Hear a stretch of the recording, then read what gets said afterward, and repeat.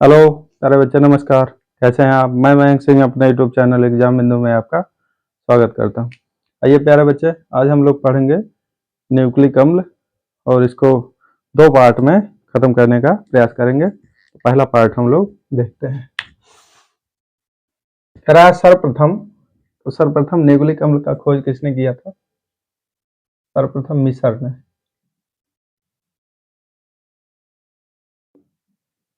मिस्र ने पस या मवाद।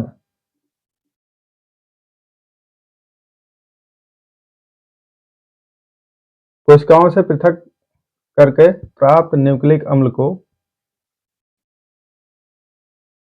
न्यूक्लियन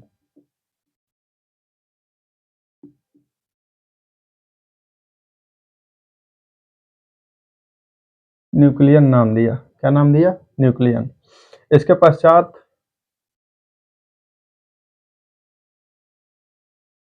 1872 में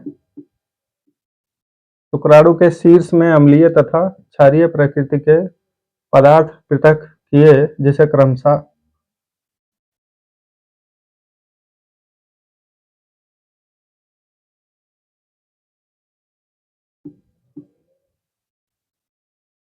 क्रमशः न्यूक्लिक अम्ल तथा प्रोलेमीन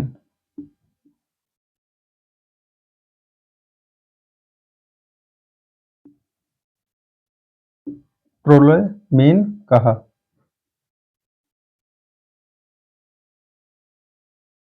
न्यूक्लिक अम्ल को प्राप्त करने का स्रोत, तो इसको प्राप्त करने का सबसे अच्छा स्रोत क्या होता है? थायमस ग्रंथि। थायमस ग्रंथि। और बच्चे, पता है आपको थायमस ग्रंथि? ठीक है, हमारे चेस्ट के पिछले वाले भाग में पाया जाता है, जिसके विलुप्त हो जाने से क्या हो जाता है? आदमी बूढ़ा हो जाता है। अब आइए देखते हैं न्यूक्लिक अम्ल क्या है। वे यौगिक जो आनुवांशिक सूचनाओं को परिरक्षित करते हैं तथा कोशिकाओं के अंदर एंजाइम संश्लेषण की प्रक्रिया को क्या करते हैं? ट्रांसक्रिप्शन, अनुलेखित करते हैं।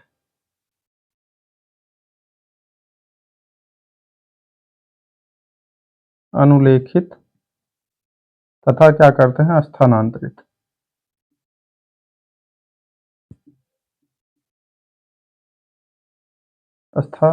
करते हैं। न्यूक्लिक अम्ल कहलाते हैं। क्या कहलाते हैं? न्यूक्लिक अम्ल।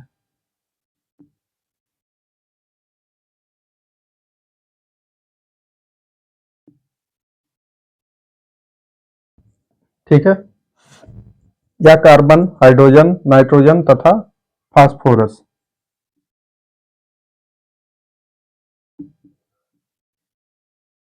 फास्फोरस युक्त रंगहीन जटिल यौगिक है। कैसा यौगिक है?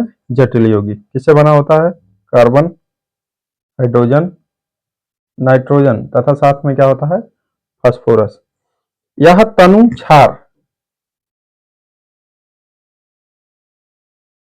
अनुक्षार के विलयन में क्या होता है?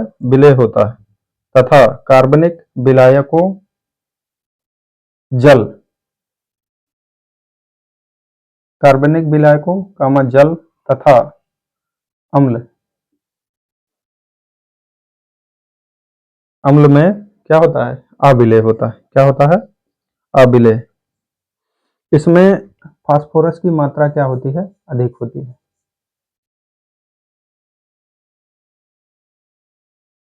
में फास्फोरस की मात्रा क्या होती है?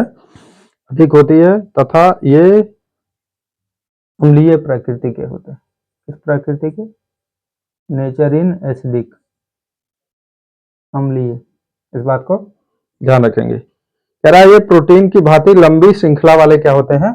बहुलक होते हैं।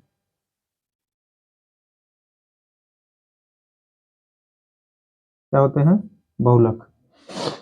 आइए प्यारे बच्चे इधर देखते हैं। ये न्यूक्लियो प्रोटीन के रूप में पाए जाते हैं, जिनका अपघटन करने पर क्या प्राप्त होगा? इनका अपघटन करने पर प्रोटीन और न्यूक्लिक अम्ल मिलेगा। क्या मिलेगा? प्रोटीन प्लस न्यूक्लिक अम्ल।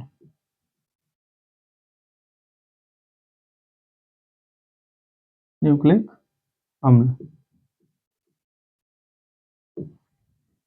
इस बात को ध्यान रखेंगे। दो प्रकार के न्यूक्लिक अम्ल होते हैं। तो कौन कौन से प्रकार के न्यूक्लिक अम्ल होते हैं बोलेंगे बच्चे? एक होता है डीएनए,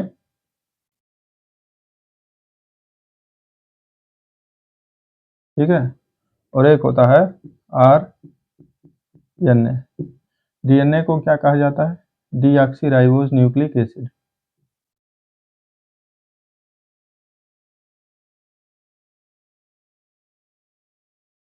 न्यूक्लिक एसिड। और आरएनए को क्या कहा जाता है? Ribose nucleic acid.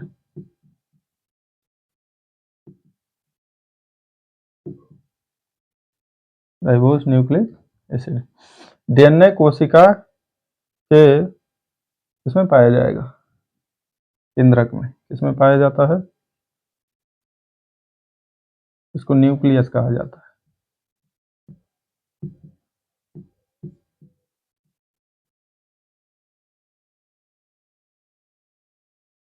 आरएनए कोशिका के किसमें पाया जाएगा? साइटोप्लाज्म।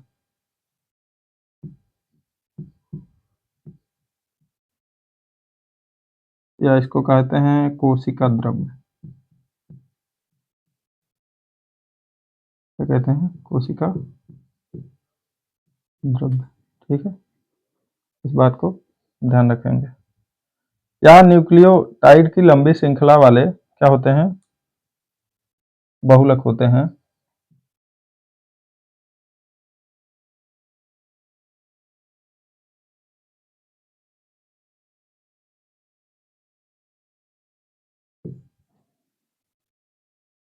अतः इनको, ये जो न्यूक्लिक अम्ल होते हैं, इनको क्या कहा जाता है? पॉलीन्यूक्लियोटाइड। क्या कहा जाता है?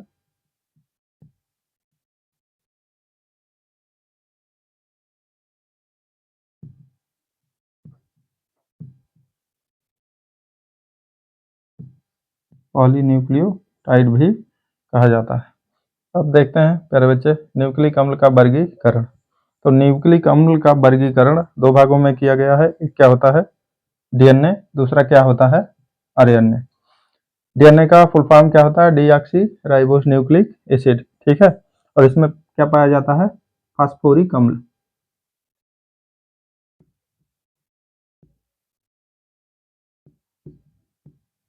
फास्फोरिक अम्ल। दूसरा क्या पाया जाएगा? डीऑक्सी राइबोस शर्करा। क्या पाया जाएगा?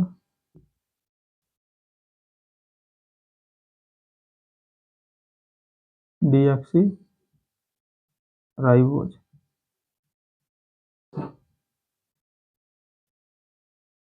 और तीसरा क्या होता है? विषम चक्रीय नाइट्रोजन क्षारक। ठीक है, तो डीएनए का वर्गीकरण तीन भागों में किया गया है। फास्फोरिक अम्ल, दूसरा क्या होता है? डीऑक्सीराइबोस शर्करा, तीसरा क्या होता है? विषम चक्रीय नाइट्रोजनी क्षारक। ठीक है, अब ये विषम चक्रीय नाइट्रोजनी क्षारक जो है दो भागों में बांटा गया है। पहला क्या है? प्यूरिन। दूसरा क्या है? पिरिमिडीन। प्यूरिन और पिरिमिडीन। तो प्यूरिन की बात करें, इसको पुनः दो भागों में बांटा गया है। किन भागों में बांटा गया है? पहला एडेनिन, एडेनिन।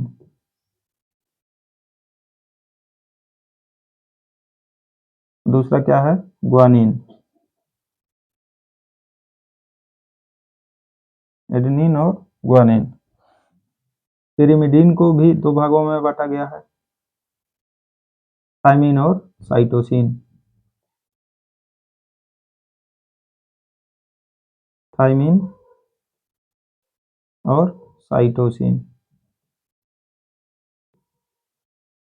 साइटोसिन, इस बात को ध्यान रखेंगे। ऐसे आरएनए का वर्गीकरण करेंगे तो इसमें क्या पाया जाएगा? इसका फुल फॉर्म होता है राइबोस न्यूक्लिक एसिड। तो पाया क्या जाएगा? वही फास्फोरिक अम्ल। क्या पाया जाएगा? फास्फोरिक अम्ल।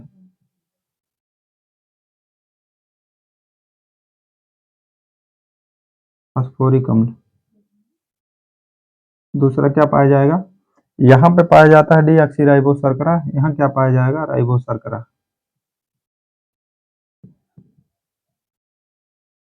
क्या पाया जाएगा, राइबोज।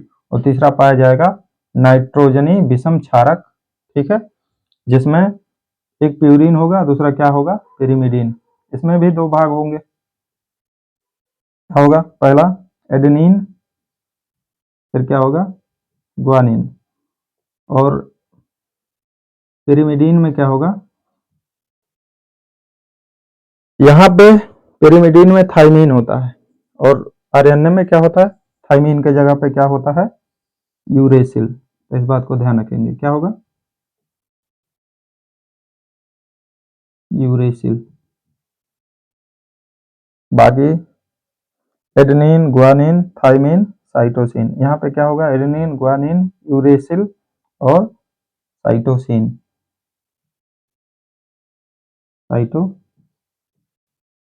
ठीक है, इस बात को ध्यान रखेंगे।